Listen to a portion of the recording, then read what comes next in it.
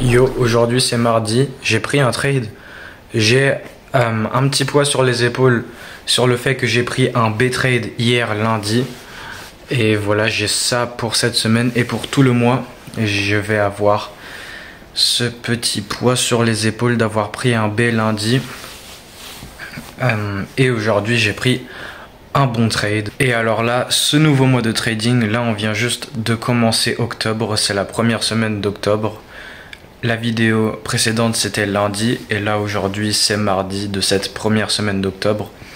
Et à la fin du mois, il va y avoir le résultat du mois, de combien de fois le modèle s'est présenté. Et le but c'est de ne pas rater de trade. Après, il peut y avoir ce que moi j'appelle, dans voilà mon langage à moi de pas de tous les jours, mais mon langage à moi, il y a un truc en particulier que je me laisse tolérer, c'est les événements incontrôlables. Ça veut dire si par exemple j'ai un setup qui se fait lors d'une éval, ça sera vraiment rare, ou vraiment il y a un événement où je sais pas, où je peux rater un trade, mais voilà, le but c'est de pas rater de setup et forcément de pas prendre le B.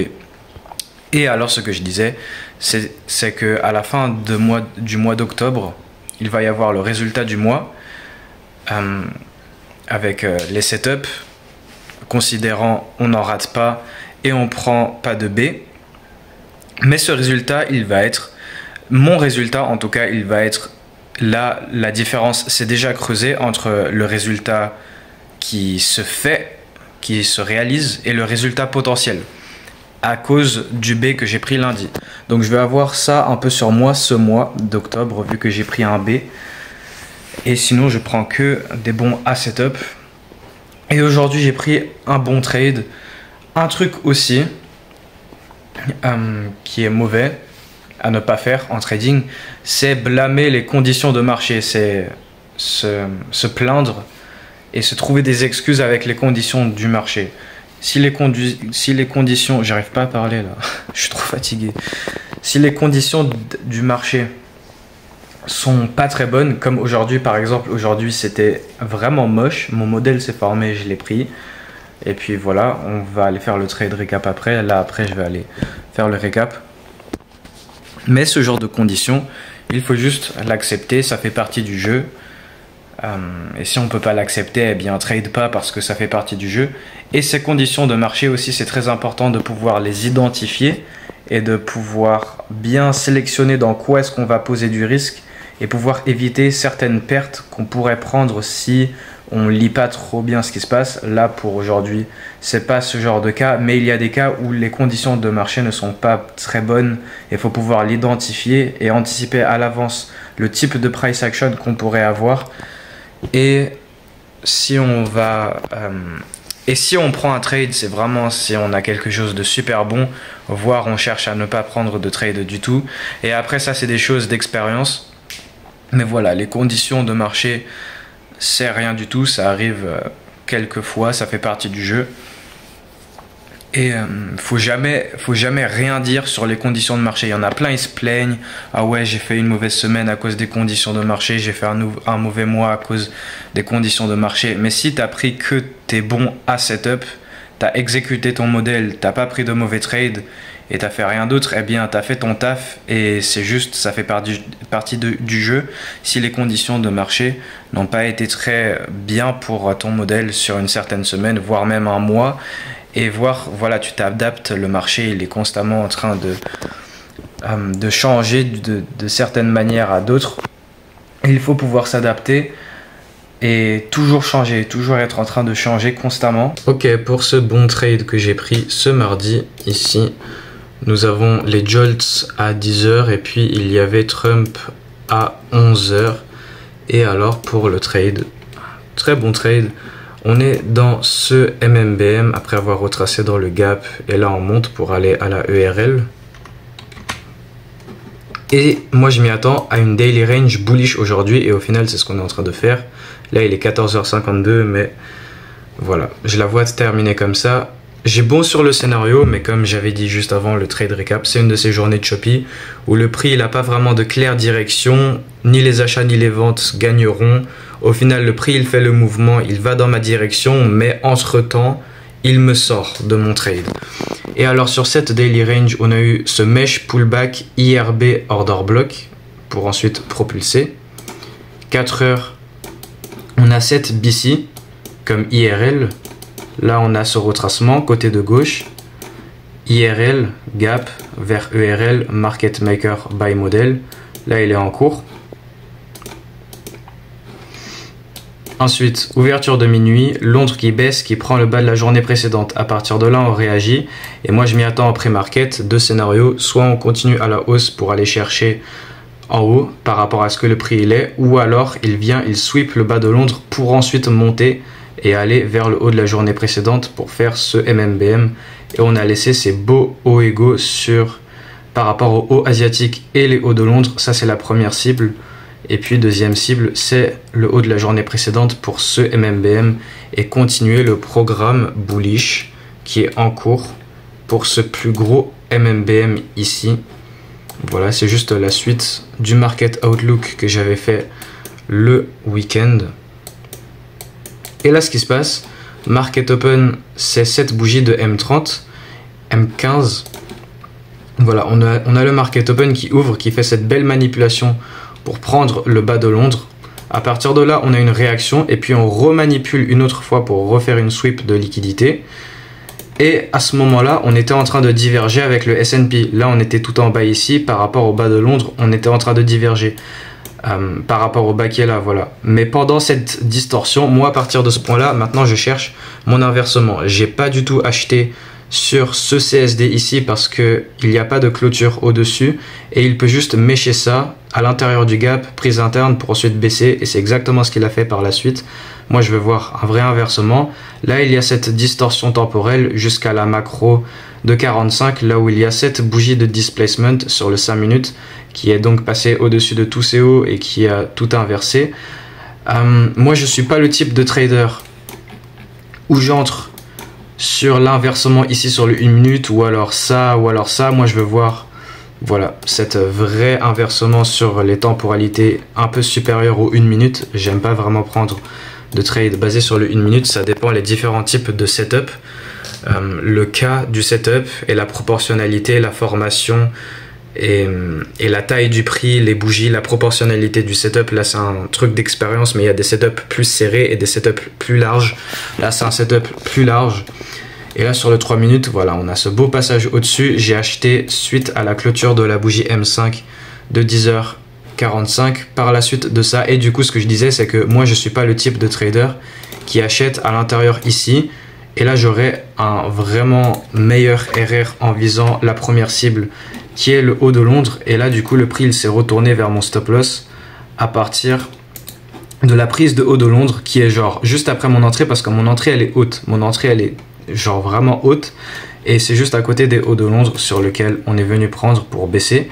Là, on a fait cette baisse plutôt agressive. Là, on a refait de la SMT entre les bas, le S&P qui manipule. Et ensuite, on repart. Mais après, comme on a eu cette mèche qui rejette et là on s'inverse. Sur le 15 minutes, j'aimais bien cette clôture. Et si on regarde le S&P 500, là il était revenu, manipulé. Là on fait pas vraiment le mouvement pour aller chercher les hauts de Londres. Et là le S&P, là il manipule, il inverse. Et là il part chercher les hauts de Londres.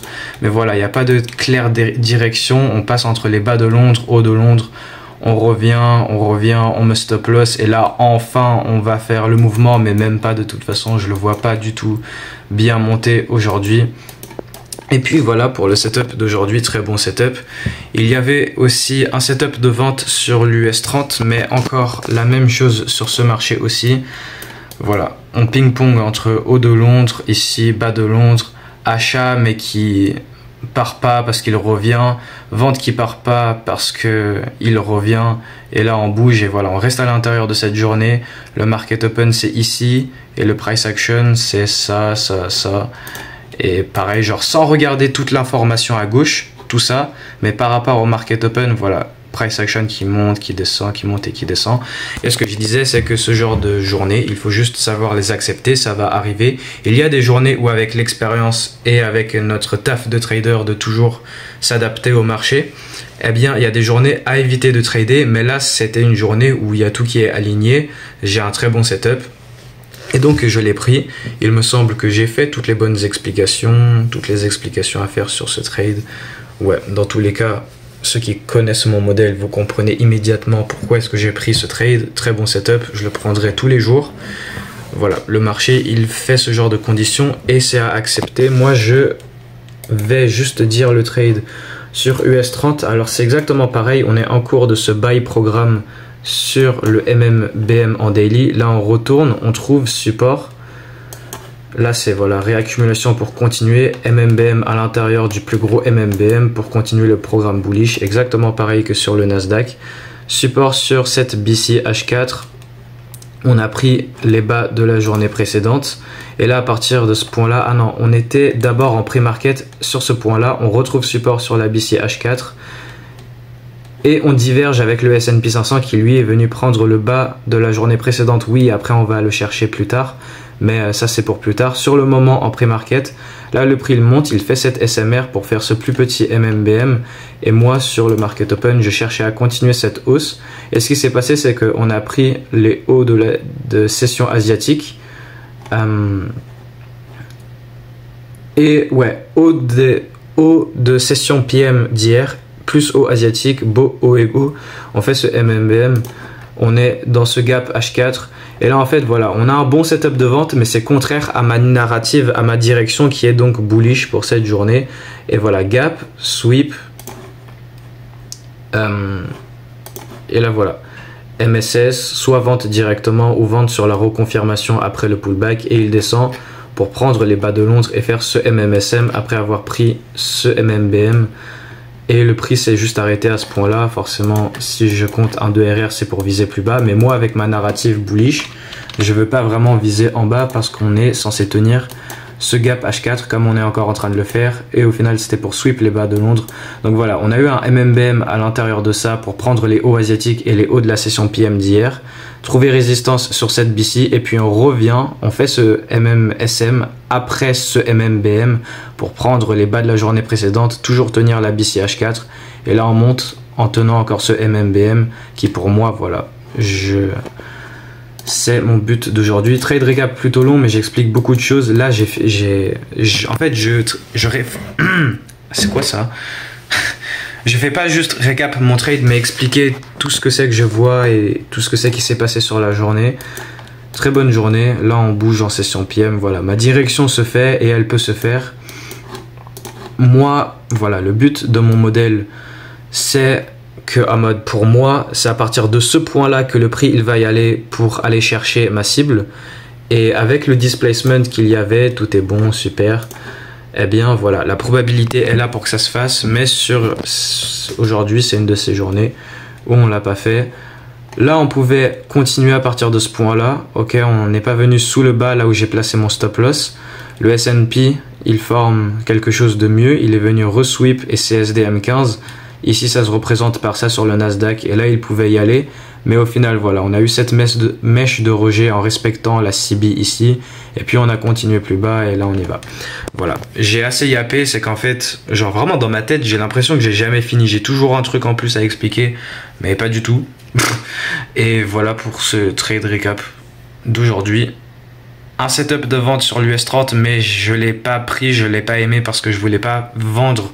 Oui ok, on a mon modèle mais je veux pas vendre face à cette belle narrative bullish et ce billet bullish que j'ai sur cette journée, voire en général quoi, et que ça se tient. En plus oui on a fait le setup mais en mode on l'a fait tout serré pour aller chercher un certain niveau, pas pour continuer et pas respecter mon billet bullish. Tout le billet et tout ça se tient, mais voilà, j'ai pris ce bon setup. Je pense je vais arrêter de parler. Voilà pour la vidéo d'aujourd'hui. Alors pour aujourd'hui ça va être, le thème d'aujourd'hui ça va juste être d'accepter les conditions de marché comme aujourd'hui, ça fait partie du jeu et si on n'est pas prêt à accepter ça, on fait tout bien, mais derrière les conditions de marché sont comme ça quoi, et ce genre de journée ça arrive, c'est un peu rare mais voilà, ça arrive, ça fait partie du jeu, et que si on n'est pas capable de tolérer ça, les conditions de marché, moi je contrôle pas du tout le marché, j'ai juste un modèle, il est backtesté, je sais que ça fonctionne, je sais que ça se forme et je sais que c'est rentable et que ça gagne, et sur 10 trades je vais en gagner genre 7, 8 voire 6, voilà. Win rate entre 60 et 90%, en moyenne 70-80%, et j'ai mon modèle, moi j'ai fait mon taf, je contrôle pas le marché il fait ce qu'il veut, il sait absolument pas du tout que j'existe, et moi je sais pas, moi j'en ai rien à foutre de lui, et lui il en a rien à foutre de moi. Vas-y, prends mon stop loss, j'en ai rien à faire, va te faire foutre Nasdaq, il peut faire ce qu'il veut, je m'en fous. Moi je fais juste mon bon job de trader chaque jour, la même répétition de la même chose, jour après jour, à suivre mon plan de trading, à uniquement prendre les bons à setup à haute probabilité qui représentent mon modèle, qui est backtesté et qui existe et qui est réel et qui fonctionne et qui a de la data derrière. Et sur le long terme, voilà, c'est juste une de ces journées avec une perte probabiliste. C'est pas une perte en prenant un mauvais trade, mais une de ces pertes probabilistes. Et à chaque fois qu'on doit perdre, ça doit être une de ces pertes. Et moi, je veux aussi que... Bon, là, c'est pas le cas d'aujourd'hui, mais je veux aussi que si je perds, j'ai complètement tort sur la direction. Là, j'ai bon sur la direction. Techniquement, je pourrais faire des achats random où je place un trade, voilà, bam, prise de Londres. Je sais que maintenant on va aller plus haut pour faire la continuation bullish HTF, et voilà, je fais un truc comme ça, mais je veux suivre précisément mon modèle. Et en fait, entre le point d'inception et le point de terminus, on fait tout un bordel qui va me sortir, et le marché il m'a sorti aujourd'hui, et c'est comme ça. Mais sur la plupart, voilà, sur la plus grande image, sur la plus grande perspective, en prenant mes setups, eh bien voilà, le but de mes trades, c'est qu'en mode, je me dis, ok, c'est à partir de ce moment-là, avec le displacement, que maintenant on va y aller. Voilà, j'ai eu tort. Au final, c'était à ce moment ici, dans le temps, où maintenant on y va. Voire on n'y va pas du tout, parce que dans tous les cas, on fait de l'avant-arrière, avant-arrière, on fait pas genre la direction générale que je voulais. Voilà, genre là j'avais le mouvement de manipulation, là on l'a inversé, ici on l'a inversé, ok, on le tient, mais j'aimais pas acheter ça comme je l'ai expliqué, c'était juste une mèche dans le gap et après on y va. Là on a le vrai inversion, et puis voilà, j'ai le moins 2 sur les hauts de la journée précédente et j'ai le moins 2,5 sur la ERL HTF pour le MMBM Daily qui carrément pouvait se faire aujourd'hui. Et puis sur ce trade, l'entrée par rapport à ma première cible qui est ici, c'est juste à côté, mais je prends quand même le trade vu que je vise le plus haut pour faire ce MMBM. Et voilà, et moi je suis donc pas le type de trader où je vais prendre un achat fin sur un petit inversement à l'intérieur de là, et là j'aurai déjà un bon RR en visant les hauts de Londres. Là pour mon modèle, une fois que ça s'est formé, parce qu'on avait cette distorsion, moi j'aurais, genre si je serais entré par le CSD ici, sur le moment je voulais pas, et je voulais expliquer pourquoi, parce qu'on peut mécher et baisser à partir de ce gap et cette prise interne, ce qu'on a eu, mais swing d'échec par rapport au bas en dessous. Mais si j'aurais pris le bas là par exemple, le trade là par exemple, eh bien là j'ai j'ai même pas un R dans tous les cas en visant les hauts de Londres, mais voilà, avec là où c'est que j'ai pris le trade et le paramétrage de ma position fait que ma première cible qui était les hauts égaux ici, hauts asiatiques et hauts de Londres, eh bien voilà, le prix s'est retourné à partir de là. Deuxième chance ici avec le S&P qui se prépare bien, j'aimais bien, mais voilà, mèche et on revient et là on y va, mais voilà, on reste dans cet avant-arrière. Là je me répète, voilà, je pense avoir fait le tour de tout ce que c'est que je me sens à dire sur le cas d'aujourd'hui, et voilà quoi. Très beau setup, PDA HTF, l'order block en daily se traduit aussi par ce forme de breaker block sur le 4 heures ici, et du coup on a eu le IRB en daily aussi, IRB, retest, order block, continuation, daily range bullish. Bon, en vrai une daily range qui clôture tout là-haut, ouais, mais moi je le voyais faire. Et voilà, PDA HTF, IRL, ERL, MMBM, prise, inversement du mouvement de manipulation, lower time frame, ça c'est le mouvement de manipulation, distorsion, on y va, profil de marché 7h à 8h30, AM1 accumulation, AM2 manipulation, point bas fait à 9h55, sur le 5 minutes. Et puis moi je m'y attendais à AM3 distribution. Au final 11h30 se retrouve ici et puis voilà les conditions d'aujourd'hui quoi. Et ouais, on se verra après. Là je suis vraiment fatigué, c'est une dinguerie les gars. Ouais, en fait j'ai envie d'y happer mais voilà, j'ai fait le tour d'aujourd'hui, c'est une de ces journées. Et on se voit plus tard. Ciao ciao. Besitos.